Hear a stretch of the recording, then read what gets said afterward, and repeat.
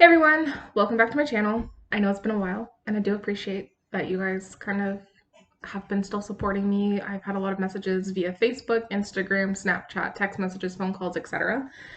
And I love you guys.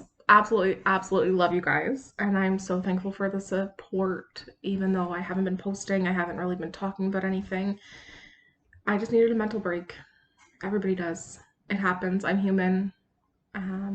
It's hard to just keep like supporting everybody else when you're not able to support yourself. But I have three good news. I don't have braces anymore. I got my braces off about a month ago now, and it's been amazing. I have no more mouth sores. I don't have to worry about like food getting all stuck up in there. It's amazing. I love not having braces anymore.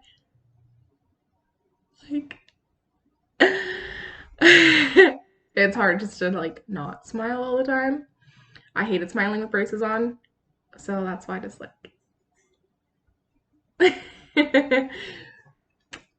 Second good news, I am in a new college program. I am taking medical laboratory technician slash assistant, and I love it. It's amazing. So it's still healthcare, which is amazing. That's what I've always wanted to do is healthcare. It's just 10,000 times less physically demanding than ever being a PSW. Even like with my clients that I go and sit with, this is still way easier. Like I'm telling you that now. And I can't wait to get actually into the field. So what that is, it's taking blood or doing ECGs, or even working in the actual lab and doing the actual samples themselves, where you kind of culture them or do whatever you need to do with those. And I'm really excited. I don't want to do that part of it, but hey, I will take it. It's just a new start for me and for Aaron and for our future children. It's going to be a lot better. I'm not always going to be so stressed out. I'm not going to be so worn down all the time. And I'm just excited to start a new career path once that time comes. My course is supposed to be done July 23rd, but because of COVID-19, we will see. I'm supposed to start placement, I think June 7th, but again, COVID-19, we will see if placements are allowing us to come in or not. I really hope so. Fingers crossed, please. And the third good news, I quit my job. Simple as that. I quit working for St. Elizabeth Home Care. I am now going to be working for a different company. I am so excited because this company is a lot more lenient. If you don't want to work the weekend, you don't have to work the weekend. If you're having a bad mental health day, they're totally understanding. And they pay more money, for per hour and for per kilometer. So I mean, like win-win, right? You're pretty much your own boss. And once you build up your client how you like it, it's the same pretty much every day. They don't send you to a million new ones because they'll call you and ask you if you want to go and you can say yay or nay. Bonus. They also ask you like what areas you want to work and everything, and they try to keep you in your area. Obviously, some days they'll ask you to go outside of your area, and again, you can say yay or nay. So it's bonus. Like I'm so excited to start with this company. As soon as my COVID-19 test results come in, which I know is negative, then I get to start, and I'm freaking excited. So there's all that. So that's all the good news. And now for the more sensitive subject and the not so good news. I'm not pregnant. We'll start off with that. Not pregnant. Wish it was. We were really hoping that this cycle worked. Unfortunately, it did not, but it happens. We have done 2 cycles of cycle monitoring with our fertility clinic, and unfortunately neither of them worked. So what cycle monitoring entails is a lot of ultrasounds, a lot of blood work, medication, follicle checking, and injections. Yeah, that's a lot. That's why I've kind of taken the time off to have a mental break. It was a lot going on with the cycle monitoring. You had to go like every few days and then every other day and then every day until like they told you to, and then you had to like time everything, and it was a lot. I'm very thankful for the nurses though there because they're freaking amazing, but it's still a lot. It's a very taxing on your body. It's very tiring. Very early appointments too, and I'm not a morning person. Like, who gives me an appointment at 7 a.m.? I'm not awake. My alarm goes off at 8:30 for school, and my class starts at 8:40. That's why I left online schooling. But we were taking the cycle off to do the testing for our IVF doctor, who's Dr. Kadeski down at Trio Fertility in Toronto. He's amazing from what I've spoke to him. He's very, very knowledgeable, and he's very compassionate about his job and trying to get you to your end goal, which is a healthy pregnancy and a healthy baby. He wants Aaron and I to do a whole bunch of further testing. He wants myself to do genetic testing as well as a whole bunch of blood work, like anti-thyroid antibodies and CA125. And he wants to repeat my AMH.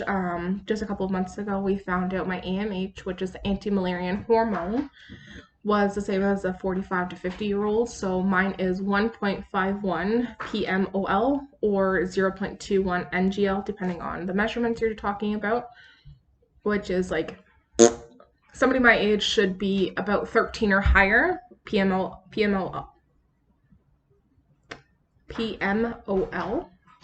But again, mine is only 1.51, which just means my ovarian reserve is a lot less than most people my age, so my biological clock is ticking quite fast. And I kind of went into a dark hole after I found that out, because you feel broken. Like, the one thing besides a marriage and a happy life that I've ever wanted was a baby, and it just seems like my goal keeps getting further and further and further away every time I do these tests. But now that I'm working with the IVF doctor and he wants us to do this testing, I'm very optimistic that he will kind of set out a game plan and we will go from there based on what the tests say. So as soon as my period leaves, we can move on to that blood test for him, for myself, because it takes a while for that to come back. And then if it's not back before my next cycle starts, we will do another session of cycle monitoring with Dr. Browning's office. If it's back, then obviously we'll see what Dr. Kadeski has to say.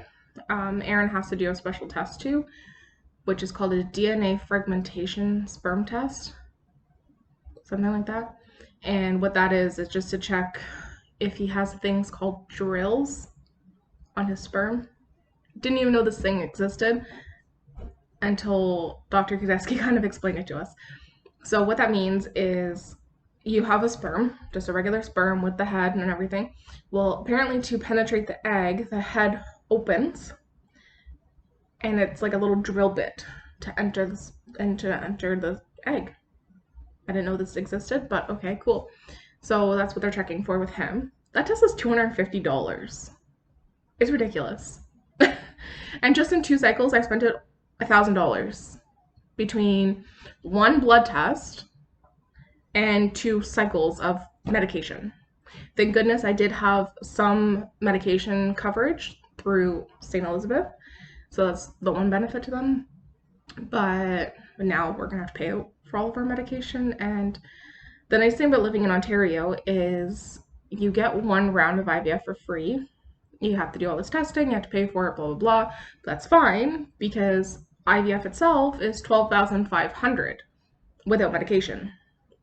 So at least I don't have to pay out the $12,500 for our first round, which is really nice. I'm just fingers crossed that our first round works and we just get our end goal anyways, and that way I don't have to worry about it, because that would just be amazing.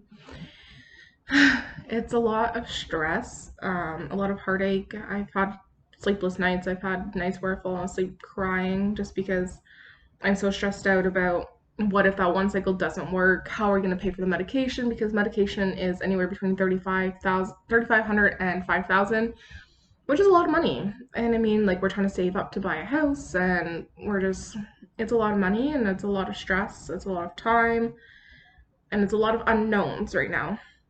And that's the thing that I hate the most, is what if this and what if that, or what are we going to do if IVF doesn't work? Kind of where are we going to go from there? Aaron and I have talked about adoption. We've talked about surrogacy. We've talked about egg donors. We've talked about literally everything you could talk about. Unfortunately, actual adoption through an agency, way out of our price range, it is like $50,000. Who has $50,000 just kind of laying around? I know I don't. So that's out of our realm, unfortunately. Private adoption is something that we've talked about. If there's somebody that got pregnant that was not capable of taking care of said child or said children if they got pregnant with multiples, that we would be more than willing to take in said child or children. We would obviously pay for all the lawyer fees, and whether they wanted a closed or open adoption, we would have to talk about all of that. But that is definitely something we've talked about. We are open to that. We've talked about egg donors. Again, egg donor is absolutely ridiculously expensive. We've talked about surrogacy.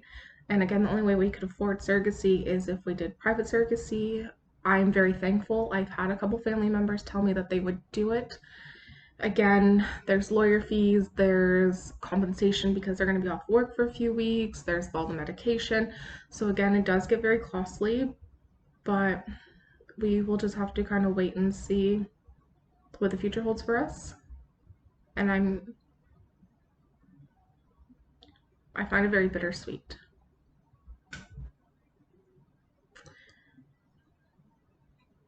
Just over a month ago should have been my due date.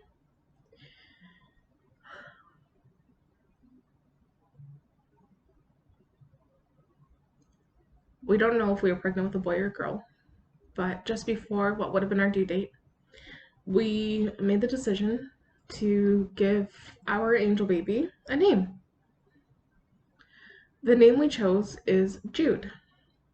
We didn't give him a middle name, but we chose the name Jude. And Jude means is praised. And if you're into Bible and everything, you'll know exactly where the name Jude comes from. And I just thought it was kind of the perfect name because he is always praised. I actually have a sign in my bedroom that I made that has angel wings and it says Jude Witter and then the date that I passed him on.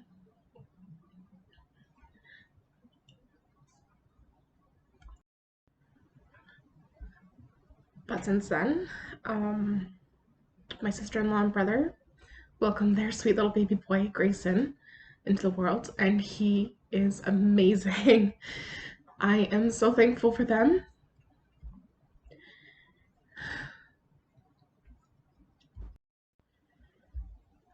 I'm so thankful for them because they send me pictures quite often of him, and he's just the sweetest little guy ever. He's got the chunkiest little cheeks and the cutest little smile, and he's got his little dimples like his mom. He's got the bigger nose, and he's just the sweetest little thing. So I'm also very thankful for them because they're always our secret little cheerleaders. My brother is always asking us, "Are you pregnant yet? When's your next appointment? What are they doing for you next?" And he's trying to understand it, which is amazing because he's my brother. He's not going through it. But he totally understands kind of where I'm coming from and when I've had a bad day. And I mean, he just sends me like stupid TikToks just to cheer me up because he knows that I've had a bad day or whatever. And I think it's amazing. I love having the support, obviously, from my family and from my friends. And I told myself I wasn't going to cry. I should know this is a load of crap every single time. But that's kind of where we're at right now. We're just at a standstill. We're going to do our testing. We're going to put our faith into these doctors. We have an amazing team of doctors. And we're just going to see what they say. Dr. Browning has started me on metformin. I don't have a definitive diagnosis of PCOS, but because I've had a history of ovarian cysts, he said it's not going to hurt, so let's try it. I also got my thyroid under control, which is amazing because that really plays into the role of miscarriage or no miscarriage. So we're just kind of putting our faith into these doctors. I'm trying to put my faith back into my God. And we're just gonna see where we end up. But for now, I'm just doing school, starting my new job, living my life, hanging out with my cat. Loving that sweet little boy. Loving all of my nieces and nephews. But, yeah, that's just where we're at right now.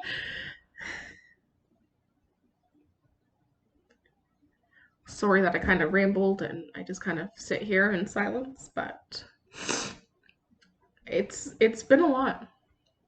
It's been very tiring, very taxing on my body, on my mental health.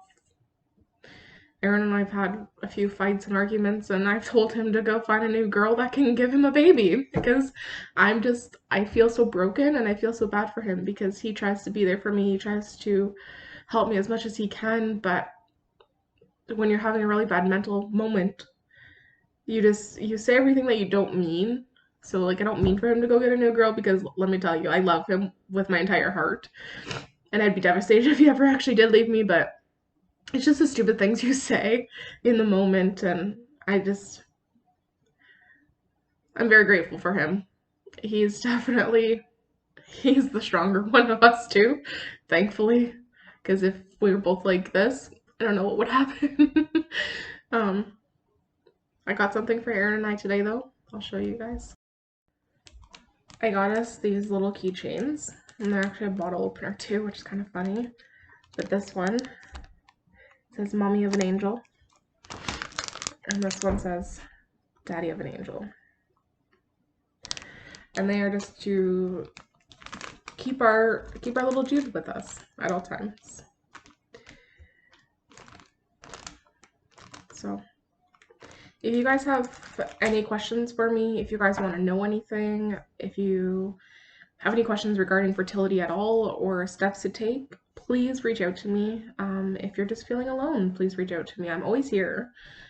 Even if I'm having my own moment, I'm still always there for everybody as much as I can. My phone number, if you guys need it, just let me know. I will private message you.